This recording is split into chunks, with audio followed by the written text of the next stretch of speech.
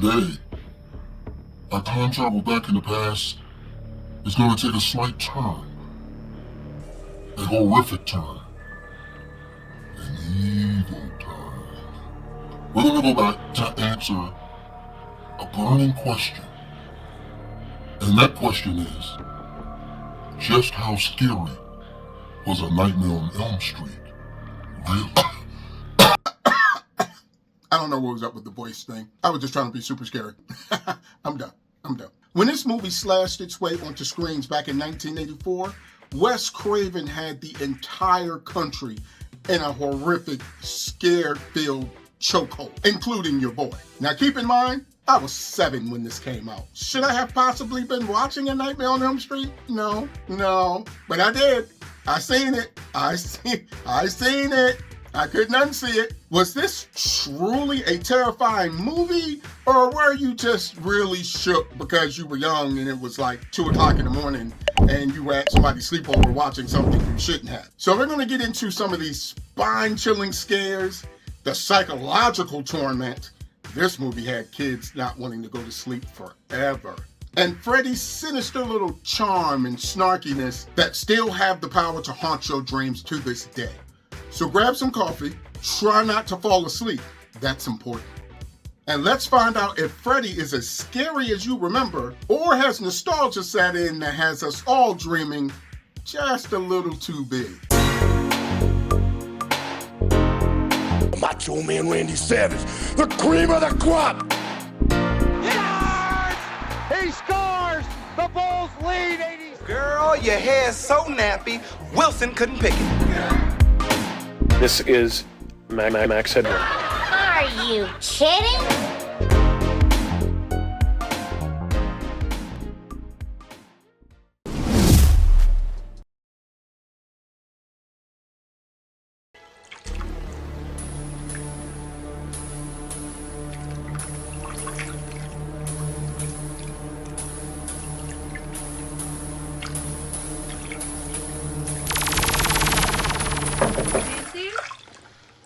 Oh, this bathtub scene in A Nightmare on Elm Street? Oh, this is pure nightmare fuel. Think about it. Nancy's in the bathtub just trying to relax, right? It's such a normal, everyday thing, and that's what makes it so scary. You're at your most vulnerable in moments like this. Warm water, eyes half closed, the world is slipping away for a second. She's safe, right? Or so she thought. And then bam, out of nowhere, Freddy's razor-sharp glove rises from the water right between her legs. That image? Oh, that's so wrong. That's so intrusive. It sends a shiver down your spine. It's not just about the physical danger. It's that deep psychological horror of someone invading the one place you should feel safe. What makes it worse is how quiet it all is. There's no big dramatic music, no screaming, yet anyway. Just this creeping dread as you, the viewer, see the danger before she does. You're practically shouting at the screen like, Nancy, wake up! Look out! And when she finally gets pulled under the water into this endless dark void, it's like the nightmare just swallows her whole. Us too. It's terrifying because it plays with the idea that nowhere is safe. Not even the moments where you're supposed to feel most at peace. That's the genius of this movie. Freddy doesn't just haunt your dreams, he finds you in the places you least expect.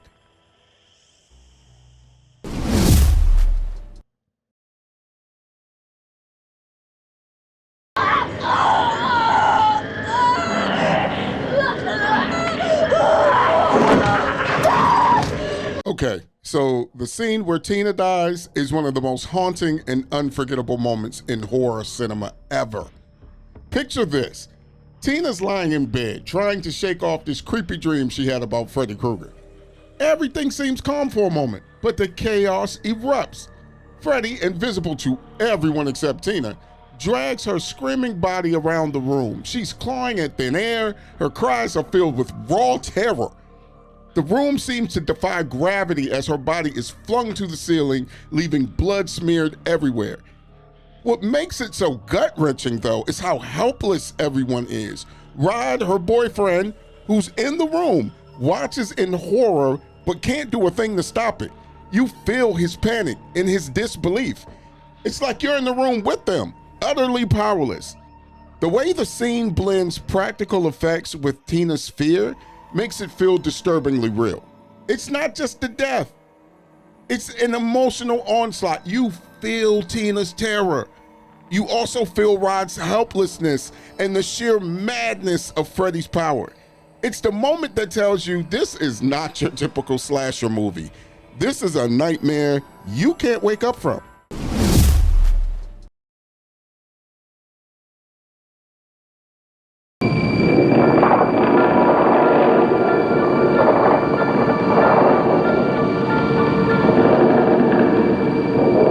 So now let's talk about when Freddy's face stretches through the wall. Absolute chills, am I right? It's one of those moments that's burned into your memory because it's so simple, yet utterly terrifying. Okay, so picture this.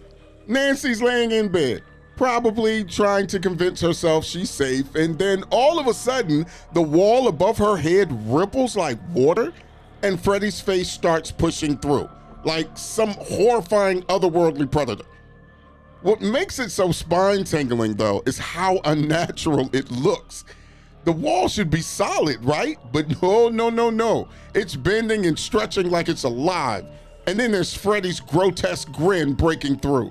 It's like he's saying, "You're not safe anywhere. You're left screaming inside. Turn around, wake up, he's right there." It's a masterclass in psychological horror, making you question the boundaries between the real world and nightmares. What did you think of it? Was y'all scared at this point of the film?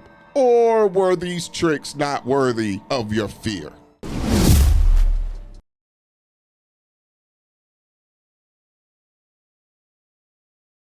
Okay, so let's talk about the scene where Nancy's in school.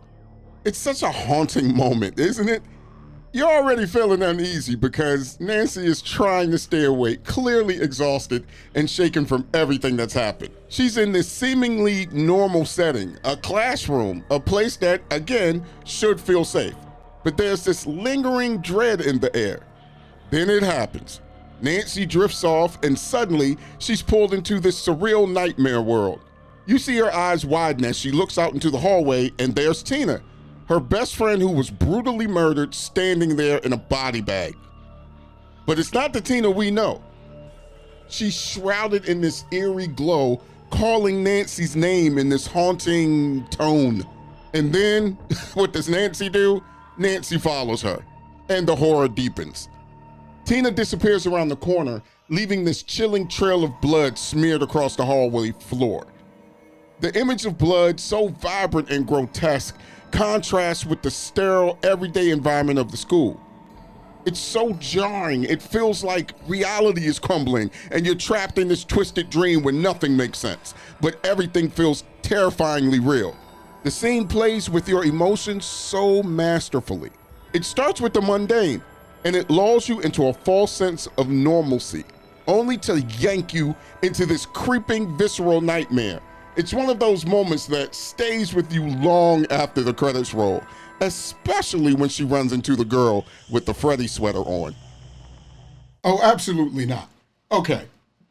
Now, I understand you've been battling dreams, and I understand Freddy's been popping up everywhere. But if you see your dead homegirl standing outside of homeroom, your first thought is, I'm going to get up and follow this woman in a body bag with a trail of blood smearing down the hallway. Absolutely not. Absolutely not. I didn't even go and follow my friends when they popped up in my door at homeroom. I'll holler at y'all after class, but this is insanity. No, you got the wrong one. I couldn't do it.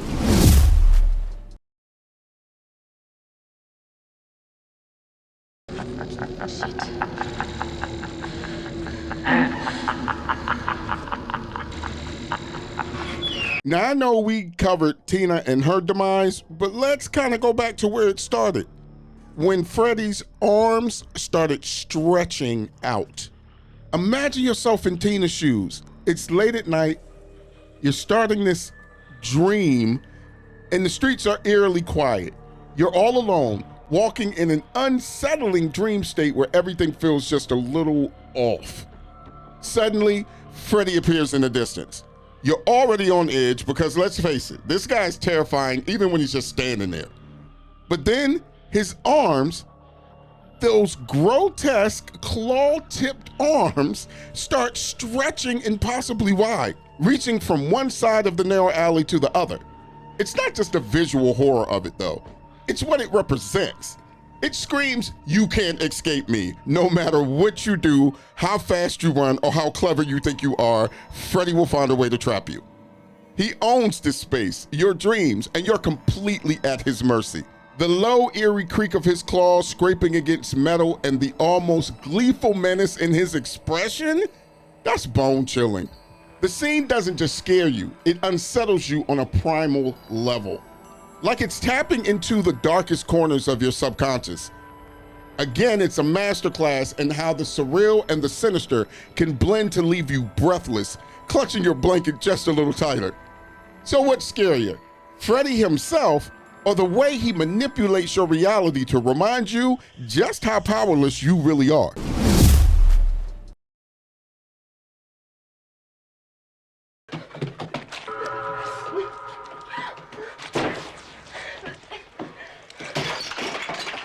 Okay, so picture this. You're frantically running up the stairs, trying to escape Freddy Krueger. Your heart is pounding, adrenaline is spiking, and suddenly your stairs betray you. Yeah, welcome to Nancy's world.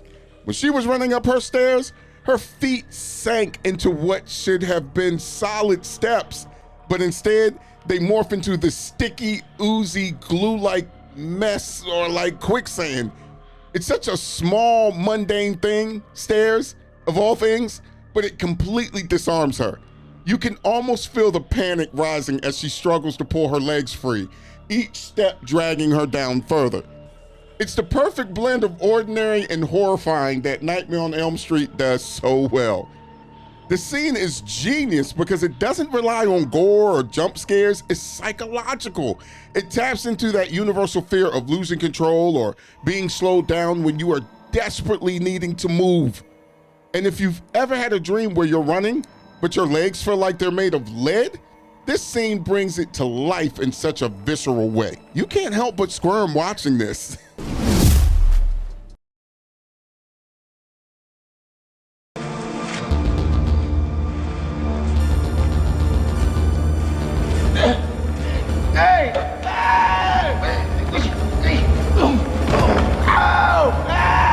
Okay, so this scene continues to virtually punch you in the face as if you have not already been beat up by this movie so far already.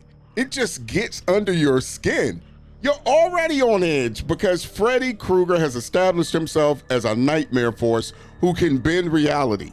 But this scene is where you see how powerless the characters truly are, even in the real world. Rod's in his jail cell, right? Already terrified, knowing Freddy's coming for him.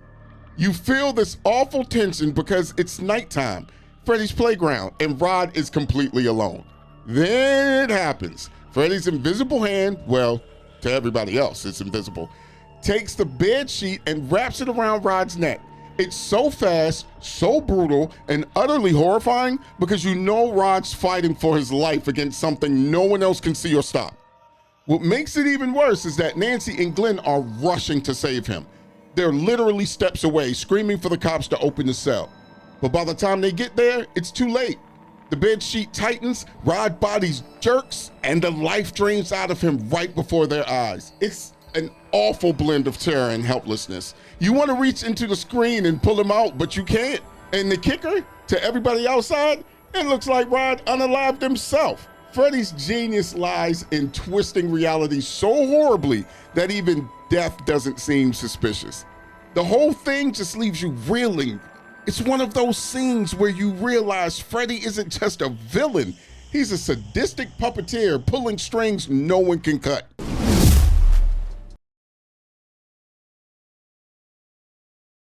I'm your boyfriend now, Nancy.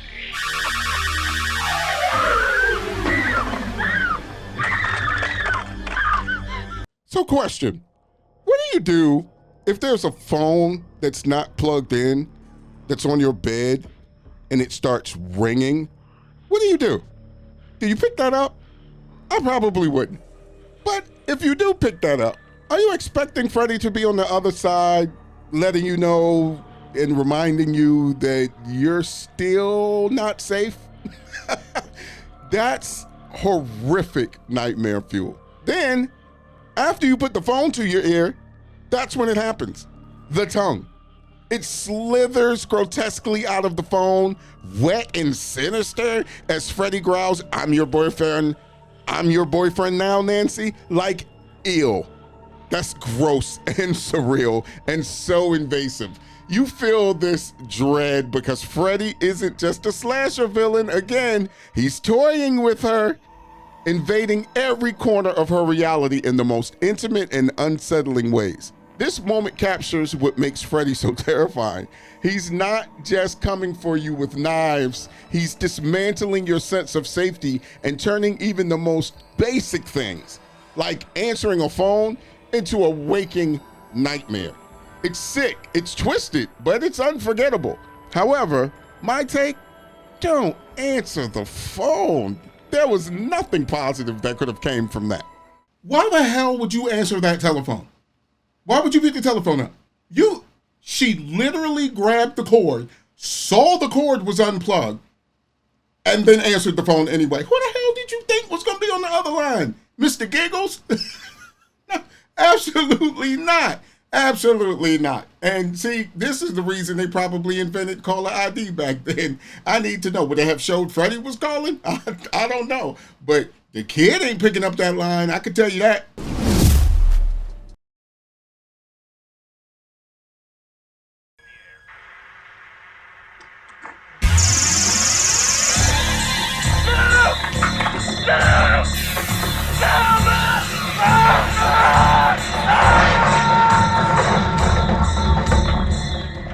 The infamous Glen scene and him laying on his bed. This has got to probably be, for me, the second most iconic scene in this entire movie. The scene started innocently enough. Glen was listening to music and wearing headphones, also watching TV, which is a typical teenager move, right? But then out of nowhere, Freddy strikes. Glen is violently sucked into his bed as if the mattress itself has become a portal to hell. For a split second, there's an eerie silence, leaving the audience holding their breath. And then, in an explosive, jaw-dropping moment, a geyser of blood erupts from the bed, painting the ceiling, the walls, everything. What makes this scene so unforgettable isn't just the shock of seeing Glen disappear, or the gallons of blood spilling everywhere. It's the way it taps into primal fears.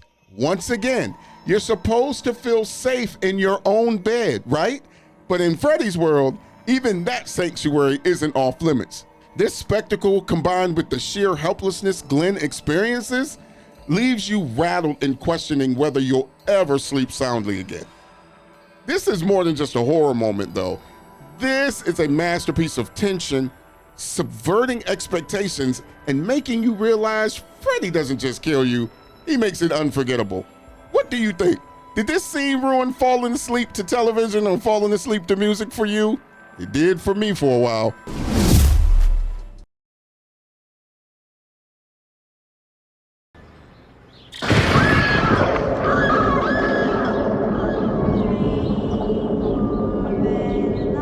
Okay, now we're to what I feel is the most iconic scene in this movie. When Nancy's mom gets pulled through the door is one of those moments you just don't ever shake off. Nancy thinks everything is all good.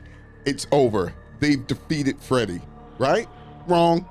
She jumps into the car with her friends and then notice the car won't let her out. The car won't let any of them out.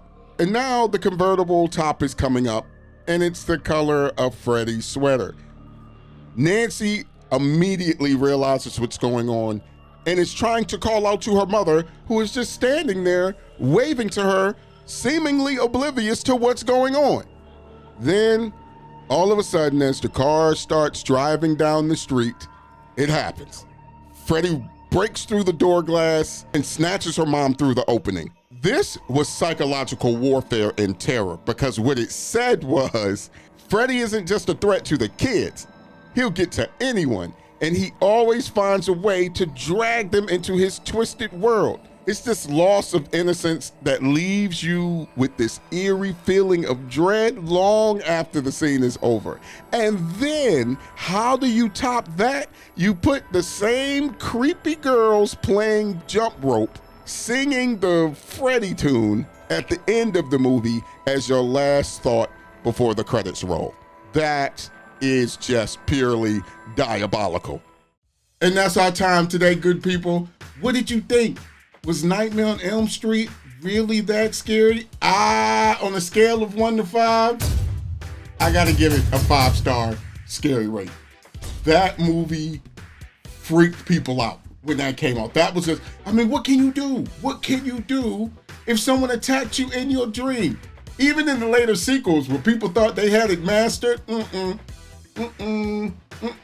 sorry, Freddy was like, nah, I'm good. Freddy was killing people with the Power Glove from Nintendo. Freddy was killing people as a superhero. Like, he was just going in. So, what do y'all think? Did y'all think it was 5-star scary? You gotta think back then. You can't think now. Now we got CGI and all of that type of stuff, and it makes it kind of look rudimentary now. But look back. Does this get 5 stars on the scary rating from y'all? I'd like to hear from you. What did you think? 5-star, 1-star. Were you scared? Were you really scared? You were scared. You were scared. If you weren't, let me know in the comments. Thank you again. Hanging out with your boy again, good people. Y'all know what to do as usual. Love you. Love somebody else. And I'll see y'all soon.